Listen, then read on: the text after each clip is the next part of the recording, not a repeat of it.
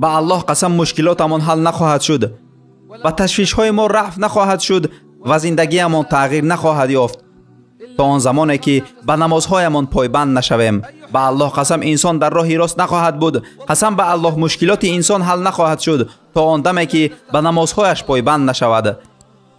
قسم به الله که با هیچ عملی نیک بجز از نماز به الله نزدیک نخواهی شد. پیامبر صلی الله علیه و سلم گفتند هر قدری که می توانید در عمل نیک کوشاد باشید و بدانید که بهترین عمل شما نماز است. قسم به الله نه روزت، نه حجت، نه صدقات و یا هر عمل خیر دیگری به دردت نمیخورد اگر نمازی تو درست نباشد. اولین چیزی که از بنده در روز قیامت سوال می شود نماز است. اگر درست و کامل بود الله دیگر عملهایش را می بیند، اما در غیر صورت قدمنا الى ما عملوا من عمل فجعلناه هباء منثورا. زمانی که الله این آیت را به پیامبر صلی الله علیه و سلم نازل کرد، فخلف من بعدهم خلف اضاعوا الصلاة واتبعوا الشهوات فسوف یلقون غیا. پیامبر صلی الله علیه و سلم در حالی که اشکهایش از چشمانش جاری بود فرمودند ای جبرائیل آیا امتی من نماز را ترک خواهد کرد؟ ای جبرائیل آیا امتی من نماز را ترک خواهد کرد؟ جبرائیل در جواب گفت بله ای پیامبر الله، در آخر زمان تعداد زیادی از امتی تو نماز را ترک خواهد کرد و آنها از شهوت پیروی میکنند.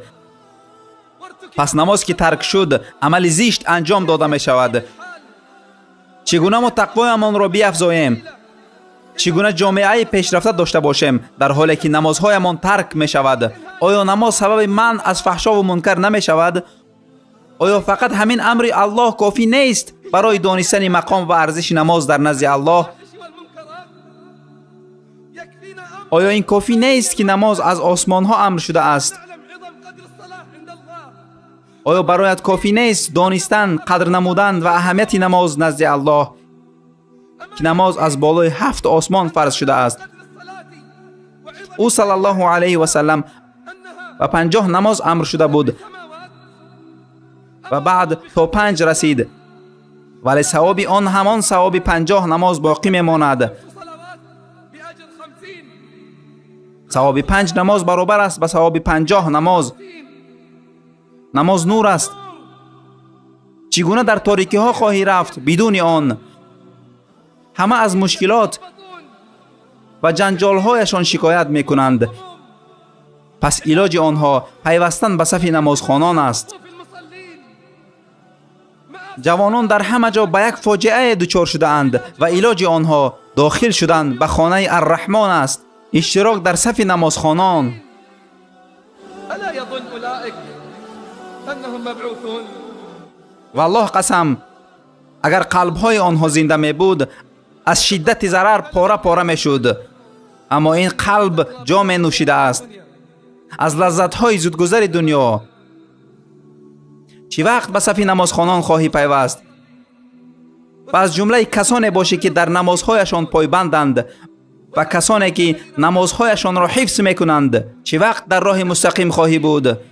چی وقت خواهی دانست که بزرگترین چیز بعد از ایمان به الله برپای نماز و شتافتن به مسجد است و محافظت تکبیر احرام.